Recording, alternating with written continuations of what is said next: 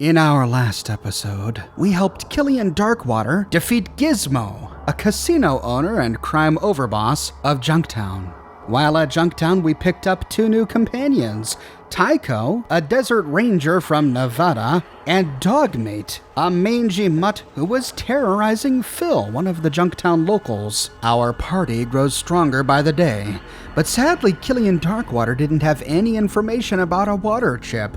When pressed, he suggested that we head further south to find the Hub, one of the largest cities in the post-apocalyptic Wasteland. And so we travel south, down from the mountains, across the deserts, until at last we arrive at the Hub. The Hub is called the Hub, not only because it is a hub of commerce, but also because the layout of this town resembles the hub of a wheel, with 4 spokes and a primary marketplace in the center of the wheel. The northernmost spoke is the entrance. This is where we arrive from the Wasteland. We don't find any merchants here, but we do find a few people who can fill us in and tell us more about the Hub. Directly south of the entrance is the center of the Hub, the Merchant Marketplace, downtown. We'll visit all of these locations in greater detail, but to get our bearings from the very beginning, to the far west we find the Crimson Caravan. We can take odd jobs from these guys. They're a great way to make money and gain experience at lower levels. The southern portion of this same building is a bar and casino called the Maltese Falcon. Here we find something seedy going on. We'll have to cover that in a later video. The 4 huts in the middle of this map are the primary merchants of the Hub.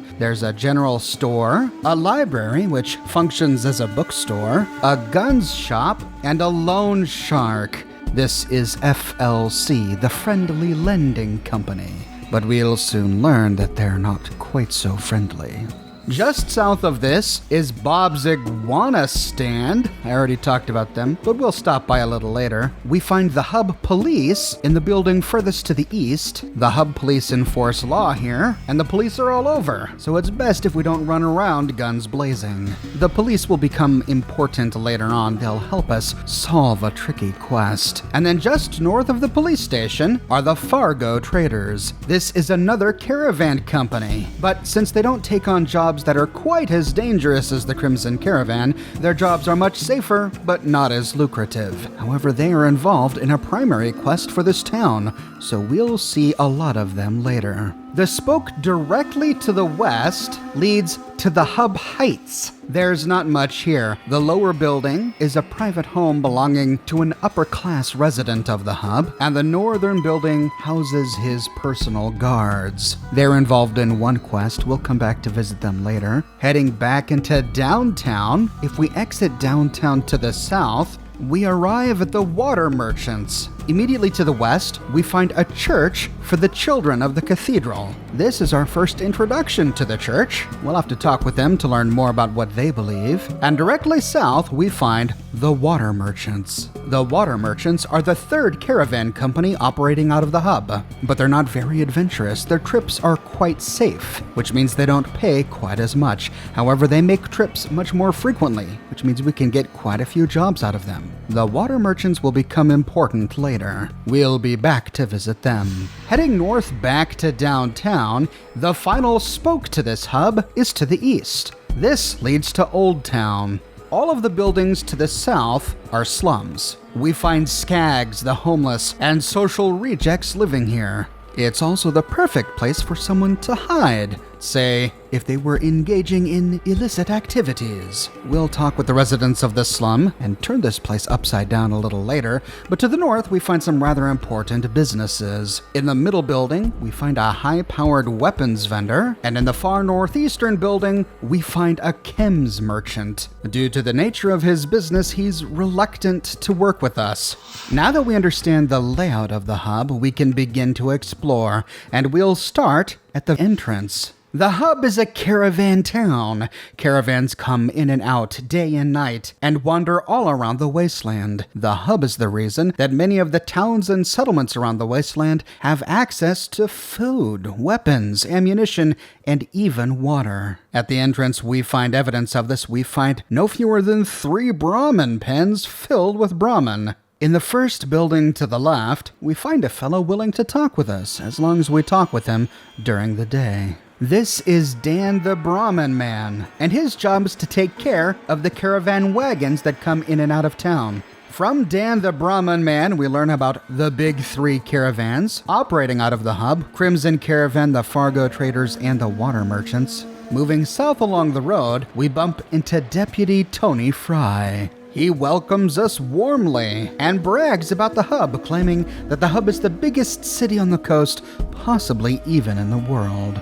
And it's from Deputy Fry that we learn that the hub is experiencing problems with their caravans. Some of the caravans have come up missing. And then Fry warns us to stay away from the Maltese Falcon. The Maltese Falcon is run by a man named Decker, who apparently runs a seedy crew. Deputy Fry accuses him of murder, no less, but he says his hands are tied. The sheriff won't let him arrest Decker without proof of his crimes. Perhaps if we head to the Maltese Falcon and pay Decker a visit, we can find the proof Fry needs to lock him up. We can then ask him about the missing caravans. And the police here at the hub have no idea what's happened to them. They've just turned up missing without any explanation. One of the caravans, the Fargo Traders, has been so affected that they've launched their own investigation, which is being led by a man named Butch. If we'd like to help with the investigation into the missing caravans, we can head to the Fargo Traders to talk with the man. We can then ask him if he knows where we can find a water chip, but he has no idea, though he does say that if anyone knows where we can find a water chip, it's likely the Water Merchants, whom we can find on the southern spoke of the hub. Once we've learned everything we can from Deputy Fry, we can continue south. There are a few more buildings along this road, but these are just the homes of many of the caravan workers and caravan guards. There's not much we find here. At the end of the road, we arrive at the merchant market downtown. As we saw earlier, this is a huge zone, so we'll start by exploring it in a counterclockwise fashion. This sends us to the west to check in first with the Crimson Caravan. Ian has been here before. This is the Crimson Caravan, he says. I did some work for them. They do a lot of high-risk jobs. And it's true, their jobs are high-risk, but they pay the best. Heading inside, we can talk with the man in the blue pants behind the desk. This is Dimitri Romara, and he immediately starts flattering us, saying, "Hey, you look strong. Are you looking for work?" He then talks up being a guard for the Crimson Caravan. "You like the thrill and excitement of battle, don't you? Bullets flying everywhere, whipping by your head, blowing your enemy in two, seeing the fear in their eyes. Ah, that's life."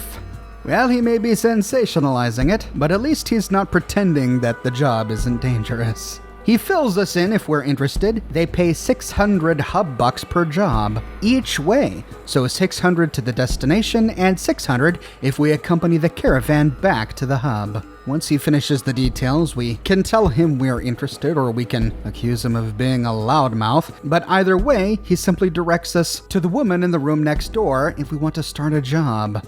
This is Carrie. She apparently doesn't like Dimitri very much. In truth, the Fallout official strategy guide says that she's his daughter. I wonder why she doesn't like him so much. And she tells us that the Crimson Caravan leaves only twice a month, on the 3rd and 17th. But they go to a wide range of places. With the Crimson Caravan, we can instantly discover and travel to Lost Hills, which is the headquarters of the Brotherhood of Steel, Junktown, the Necropolis, and the Angel's Boneyard.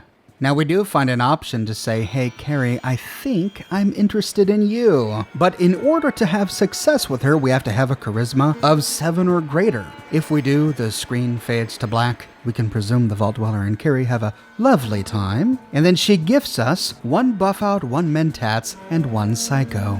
If we choose to take a caravan, we have to wait until the right day, either the 3rd or the 17th. If we arrive at the right time and tell her we're ready, the screen fades out and then we arrive in a battle. The difference is that we are helped by other caravan guards, so these battles may be pretty tough and we may have to go through a number of them, but we do get some help.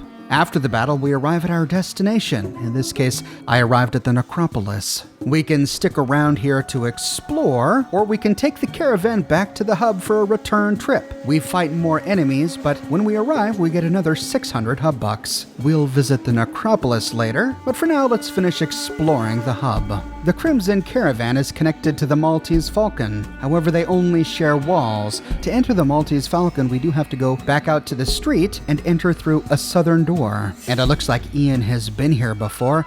Ah, now the Maltese Falcon is the place to be, he says. Good music, good drinks, and good company. Inside, we see that the Falcon has a casino. We see roulette tables and slot machines, and we can explore many of the rooms. Heading north up the hallway, we find a number of hotel rooms, and here we find ladies of the evening hard at work. Heading south towards the bar, we see a man standing outside of a door. I've heard of you, he says. You're the one that took out Gizmo over in Junktown. Killian must have paid you a good sum for that job. Are you here for some work, maybe? This sounds interesting, but we remember the warning we got from Deputy Fry to steer clear of the Maltese Falcon. We'll respectfully decline for now. Perhaps we can learn more about the Maltese Falcon from some of the locals, and once we have all the information we can then head back for the job. Heading east, we can explore the 4 primary shops that make up the merchant marketplace. First is the general store, and it's run by a dwarf named Mitch. This is called the All-in-One Store.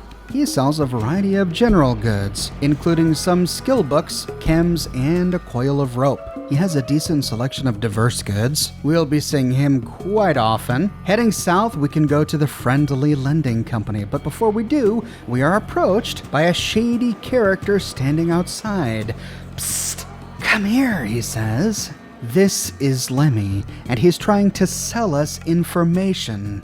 He's happy to provide this information, but as a respected businessman, he says that he has some overhead. We can ask him about a, quote, certain commodity, aka chems, and he's happy to tell us more, or we can ask him where we can find a water chip. And even though he doesn't really have the information, he pretends he does. If we want any information out of him, we got to pay the caps. If we do, he tells us that Vance in Old Town can hook us up with some chems, and he's gonna let Vance know that we're coming. Or, if we have high enough strength, we can intimidate Lenny into telling us the information for free by flexing our muscles. However, if we choose this option and we fail, he refuses to talk with us anymore. Lemmy's recommendation here can grant us access to the chem merchant in Old Town. Heading into the Friendly Lending Company, we see that it's run by a man named Lorenzo the Munificent. He gives out loans at a whopping 10% daily interest, and we only have 10 days to repay the loan. That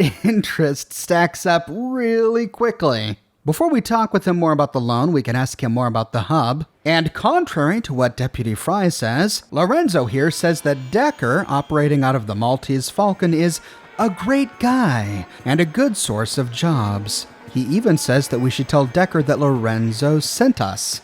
We'll have to keep that in mind. We learned that Lorenzo here has run-ins with the police. They frequently accuse him of extortion, but his good friend Decker at the Maltese Falcon always sets them straight.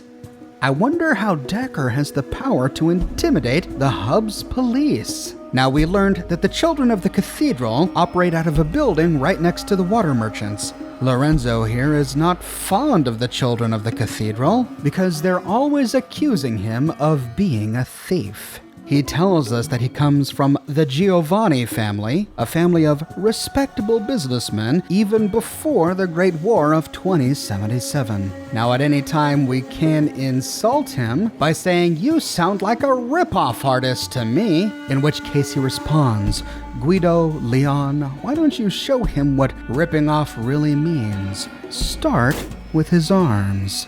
And with that, Lorenzo and his 2 guards, Guido and Leon, attack. Now, even though we are in the hub and this place is protected by the hub police, we can freely attack and kill all 3 of these men without repercussions, presumably because the hub police already think that these guys are sleazy characters. At earlier levels and without the right weapons, this can prove to be a difficult fight, but with at least one good pistol and some metal armor, it should be fairly easy to take out all three of them. Once dead, we can pick the lock of the vault door in the back of this building. This leads to a storage room. Inside we find a locker, and in the locker nearly 3,000 caps. And in the bookcase next to the locker, we find quite a stash indeed. Grenades, first aid kits, chems, flamer fuel, and a tool. When we use a tool, it increases our repair skill, which will become important later. But there's a much more profitable way to deal with Lorenzo. Instead of goading him into violence, we can take him up on his deal. We can say, I came here for a loan. As long as we don't have any outstanding balance with him, he's happy to loan us more money. But since he doesn't know us and can't trust us, he's only willing to loan us 200 hub bucks. As soon as we pay the initial 200 back, he's happy to loan us more. But remember, the interest on this loan is 10% each day. Now, strangely, Lorenzo doesn't care if we immediately turn around and give the money right back to him, which seems like a bit of an oversight to me, because we can take 200, immediately give it back, and then take 400, and immediately give that back, and then take 600, immediately give that back, and so on, until he offers us 1,000 caps. And as he said, if we wait 10 days and talk with him, we learn that even though we only borrowed 1,000 caps, we now have to pay him back over 2,000. If we don't have 2,000 caps, we can give him all we have. We avoid conflict with him, but he refuses to loan us any money ever again. Or we can refuse to pay, in which case he turns hostile, and we have to kill him again. But in this way, we not only get to loot his vault and the locker within, but we also get the 1,000 caps loan that he initially gave us. And because he's dead, we don't have to pay it back. Our total reward for taking care of the situation this way is over 3,800 caps and all of the other loot we found in the bookcase. However, killing Lorenzo here locks us out of completing any of the quests at the Maltese Falcon. Now, this may not be a bad thing if we're doing a good karma playthrough, but it's something to bear in mind if we'd like to work with Decker.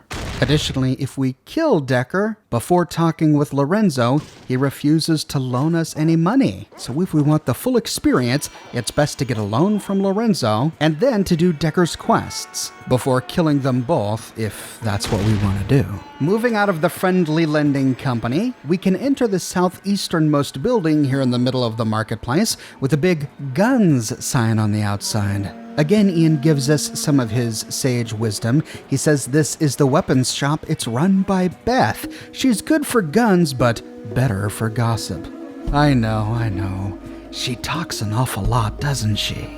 But Beth is perfectly amicable. And she gives us some level-headed information about the hub. If we ask her about Decker, she warns us by saying that he's someone we never want to mess with. And we also learn that a friend of hers used to own the Maltese Falcon before he did. Decker wanted to buy the Maltese Falcon from him, but the owner refused to sell. 2 days later, they found him dead in a back alley of Old Town. She then goes on to claim that Decker is really the man who runs the hub, not the merchants and not the police. If we ever cross him, we have to watch out. From her, we learn more about the water merchants. She doesn't have a high opinion of them. She says that their pay is so poor, not because the jobs are safer, but because they're greedy. She claims that the jobs are just as dangerous. And she says that the water merchants came to be because one time long ago, a group of merchants seized control of the water tower and proclaimed that they were the water merchants and people had to get water from them. This led to a war called the Merchant War, which waged here in the hub for years until a man named Ray Green, Justin Green's father, helped negotiate an agreement that ended the war. Remember, Justin Green is the sheriff of the hub. He's the man Deputy Fry told us to check in with if we ever had a crime to report. To make peace during the Merchant War, Justin Green set up a city council. This city council put a limit on the price that the water merchants could charge for water, effectively limiting their power. Beth here is still resentful. She doesn't think the water merchants should be controlling and charging for water at all. But at least with the council in place, there's peace. Beth also mentions the missing caravans, but she says that the Fargo traders are missing more of their caravans than the others. She chalks this up to them just being unlucky, but it does explain why Butch of the Fargo traders is the one who launched the investigation. Butch of the Fargo traders actually owns Beth's shop here. She works closely with them, and she says that if we choose to work with Butch, that she'll give us a nice discount at her gun shop. Well, that's great. We'll save our money to buy stuff from her until after we start running caravans for the Fargo traders. She has a decent inventory of low to mid-range weapons and armor. Leather and metal armor, a bunch of melee weapons, some simple frag grenades. Really, the best weapon she has for sale is a 10mm SMG. Stuff we've already come across in our travels. Directly south of the gun shop is Bob's Iguana stand. I covered Bob's Iguana stand in a dedicated video I made about the guy, which you can watch here. In that video, we explore his entire dialogue tree and understand the true and dark secret that he's paying such a steep price to hide. Just south of Bob's Iguana stand is a sandwich board. This must be the jobs board that the greeters at the entrance told us about. Need work? The Fargo traders are currently filling the following positions. Caravan guards must be in good physical condition and dependable. Special position must be observant and willing to travel in dangerous territory. Your own weapons and ammo required for all jobs. Inquire with Rutger at the Fargo traders office. Sounds interesting. We'll have to head that way, but first, if we look off to the southwest, we see a man inside a ruined building. I was curious about this fellow. Heading on over, we learn his name is Erwin. Oh boy, can't you leave me alone, he says. I have enough problems on my hands already. We can offer him our help, and he says this is a tragedy, believe me. Nothing is the way it used to be. I have a small farm outside town, and a few days ago a bunch of raiders appeared out of nowhere and now use my home as their camp. They killed Pugsley, my donkey, and they threatened to kill me if I ever dare to come back. Oh, poor Pugsley. We can tell him that we just don't have the time, or we can say, just tell me where and I'll take care of the rest. Really? You would do that, he says? You know, I don't dare to go there anymore. Why don't you come back and let me know when it's safe to go back home again?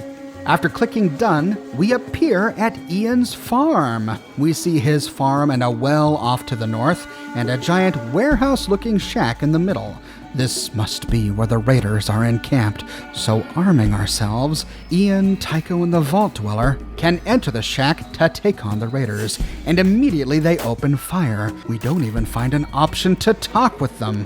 There are a total of 7 raiders here, wearing leather and metal armor. They're not particularly tough, but there are so many of them that it's easy to get swarmed. So this battle is more a game of strategically positioning ourselves in such a way so as to do the most damage while taking the least. It took me many tries, but I was eventually successful without having to come back on a higher level character. This farm, however, is not marked on the map, so once we leave we can never come back, which makes it important to loot every container, knowing that we can't come back later. We can walk away with 44 Magnum pistols and even 14mm pistols. This side quest is a great way to arm our companions with higher level ballistic weaponry. The 14mm is the endgame weapon I used for Ian, for example. When done, we can leave the farm and we arrive back at the hub. We can then report back to Erwin. So, have you been able to teach those raiders a lesson? Is my home safe again? It sure is, buddy, we can say. Oh, thank you so much. I'm sorry I don't have any riches to give you, but here, take this rifle for saving my home.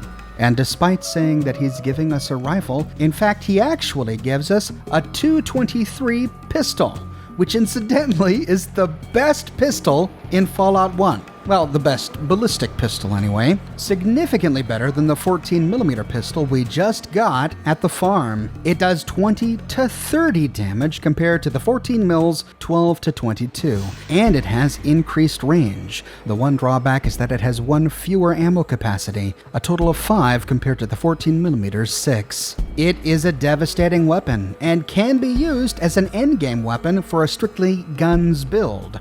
but energy weapons are just overall better than ballistic weapons in Fallout 1. So my strategy was to get my gun skill to 100, work my way through the game primarily with this gun until I got my energy weapon skill high enough to be able to use plasma and laser weaponry.